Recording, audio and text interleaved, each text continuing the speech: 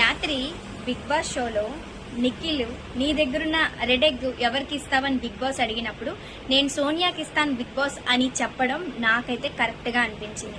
ఇప్పుడు నిఖిల్లో winner quality నాకు అనిపించింది. తను గేమ్ 100కి 100% ఇస్తాడు, ఇచ్చి ఆడతాడు, ప్రాణం పెట్టి ఆడతాడు. తను మన్నటి దాకా ఆలోచించింది తప్పు. సోనియా నా పక్కన ఉంటే బాగుంటది, తను మంచిగా గేమ్ ఆడుతుంది, మంచిగా మాట్లాడుతుంది, డిఫెండ్ చేస్తుంది చక్కగా, అండ్ పులిహార కలుపుతుంది చక్కగా అని ఆలోచించి తన టీంలో పెట్టుకున్నాడే గాని విన్నర్ క్వాలిటీ అంటే తనకు బలంగా ఉన్న పర్సన్ ఎదురుగా ఉండి తనతో పోటీ పడితేనే విన్నర్ క్వాలిటీ అంటే.